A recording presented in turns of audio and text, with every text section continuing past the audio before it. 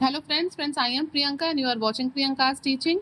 Friends, today I am going to explain you a poem given in the book of class 8, James English Reader Silver Jubilee edition by Ratna Sagar. Friends, the title of the poem is Milk for the Cat. Friends, this poem is composed by Horal Monroe. You all can see that this poem contains 9 stanza and each stanza contains 4 lines, means total 36 lines are there. If we will talk about the cat, अगर हम बिल्ली की बात करते हैं तो आप सबसे पहले ये जान जाइए कि इस पोम में जिस कैट की बात हो रही है it's not a pet cat, ठीक है, ये कोई पालतू बिल्ली नहीं है। और ये जो बिल्ली है वो पोइट के घर तब आती है जब उसके जो फैमिली मेंबर्स हैं खाना खा रहे होते हैं और वो उसको कुछ दूध देते हैं। और ये जो बिल्ली है ना ये अक्सर ही पोइट के घर आती है, उनके घर आने की आदी है, लेकिन ये पेट कैट नहीं है।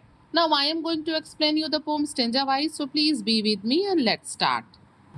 In first stanza, the poet is saying, when the tea is brought at 5 o'clock and all the neat curtains are drawn with care, the little black cat with bright green eyes is suddenly purring there. जो poet है वो हमसे कहते हैं कि शाम को 5 बजे जब चाय लाया जाता है, चाय का टाइम होता है, अक्सर सबके यहाँ हम लोग शाम को चाय पीते हैं ना, तो पोइट इसी को एक्सप्लेन करते हुए कहते हैं कि जब शाम को 5 बजे चाय का टाइम होता है, चाय लाया जाता है और घर के जो कर्टेन हैं वो बिल्कुल साफ सुथरे कर्टेन जो है वो बहुत ध्यान से ड्रॉन किए जाते हैं, उसी टाइम क्या होता है, ग्रीन कलर की ब्राइट ग्रीन आईज वाली जो ब्लैक कैट है वो अचानक से पर का साउंड प्रोड्यूस करते हुए हमें दिखाई देती है, परिंग साउंड प्रोड्यूस करते हुए, ठीक है ना। और क्या होता है, ये परिंग साउंड जो है म्यू के साउंड से बहुत डिफरेंट होता है, मीन्स वो एक पैम्परिंग साउंड प्रोड्यूस करते हुए शाम को 5 बजे बिल्ली पोएट के घर में दिखाई देती है। Now come on the second stanza.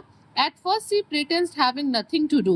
She has come in merely to blink by the grey garret. पहले तो बिल्ली ऐसा प्रिटेंड कराती है, फील कराती है कि बस वो ऐसे ही घर में चली आई है, उसे कोई विशेष काम नहीं है, वो ऐसे ही घर में घुस गई है। किस लिए घुसी है? बस ऐसे ही घूमने फिरने के लिए। गैरेट यानी कि जो फायर प्लेस है उसके पास जो है ऐसे ब्लैंक बैठ के और ब्लिंकिंग अपनी पलक झपकाने के लिए ऐसे बैठने के लिए केवल आई है, कोई उसका वहां आने का खास पर्पज नहीं है। But though tea may be late or the milk may be sure she is never late, लेकिन पोइट बताते हैं कि चाहे चाय लेट हो सकती है, 5 बजे के बजाय 6 बजे मिल सकती है, जो मिल्क है वो श्योर हो सकता है, उसको दिए जाने वाला दूध जो है श्योर हो सकता है। मिल्क श्योर होने पे क्या होता है, खट्टा होने पे फट जाता है। तो पोइट कहते हैं कि चाय का टाइम लेट हो सकता है, मिल्क श्योर हो सकता है, लेकिन जो बिल्ली है वो कभी भी लेट नहीं होती है। मीन्स कि वो चुपचाप घर में आती है अपनी ब्राइट ग्रीन आईज को लिए हुए, परिंग साउंड प्रोड्यूस करते हुए, बिल्कुल उसी टाइम पे जिस टाइम पोइट के यहाँ चाय लाई जाती है, मीन्स 5 o'clock पे।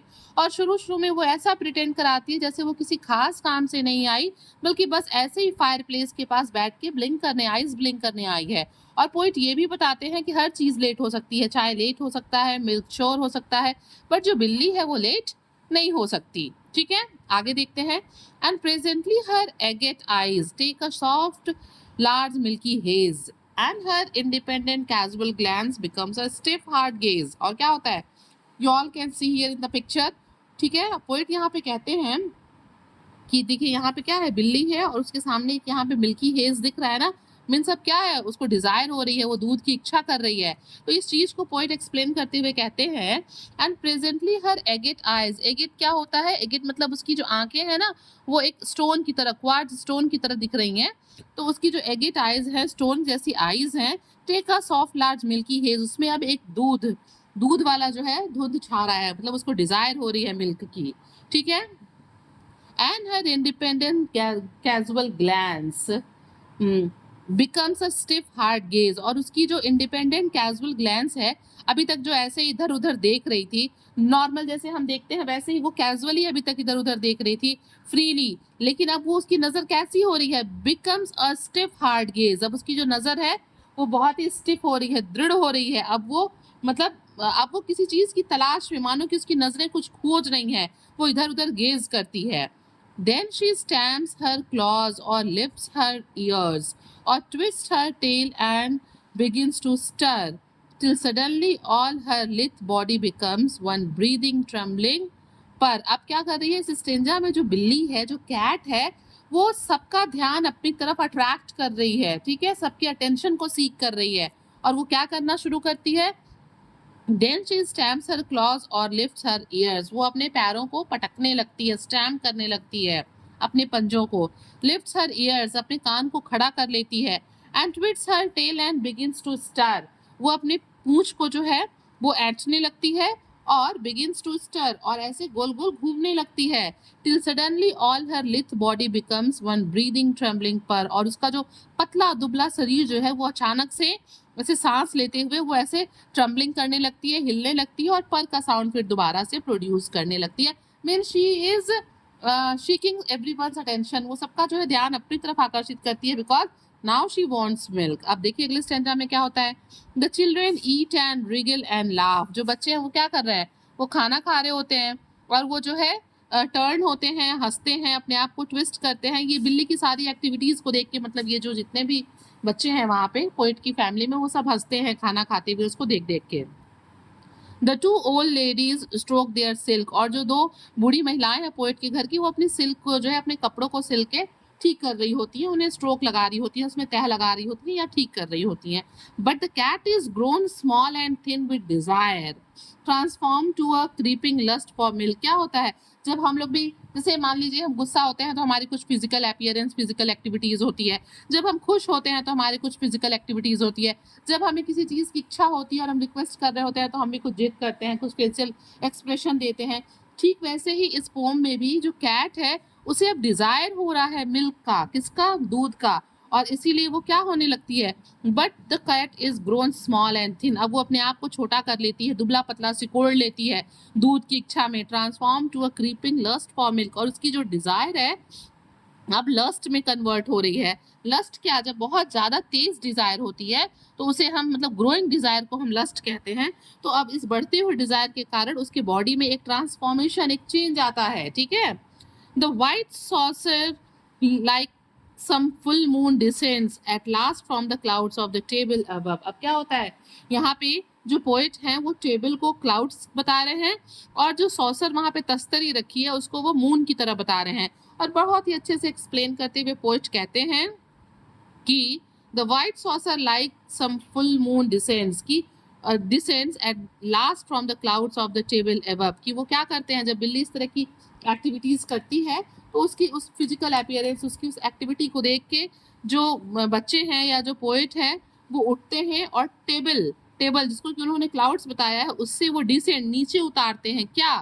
व्हाइट सॉसर, एक सफेद तस्तरी को जिसमें क्या भरा है, दूध भरा है, और इसीलिए उसे फुल मून कहा जा रहा है. मीन्स कि वो टेबल पे से तस्तरी उतारते हैं जिसमें कि दूध भरा हुआ है.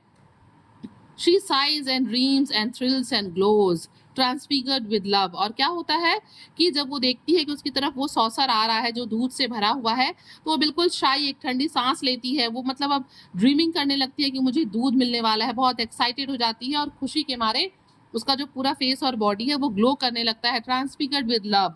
और वो पूरा जो है उसका अपीयरेंस चेंज हो जाता है खुशी से, प्रेम से, कि अब उसको क्या मिलने वाला है, दूध मिलने वाला है.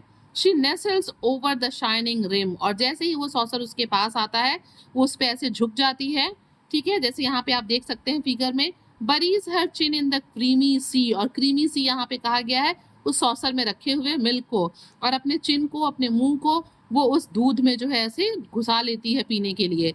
her tail hangs loose, each drowsy paw, it's doubled under each bending knees. और knee. और क्या होता है अभी यहाँ पे आप देख रहे थे जब उसको डिजायर हो रही थी, लस्ट हो रही थी, तो अपनी अपनी पूरी बॉडी को छोटा सा और दुबला पतला कर लिया था.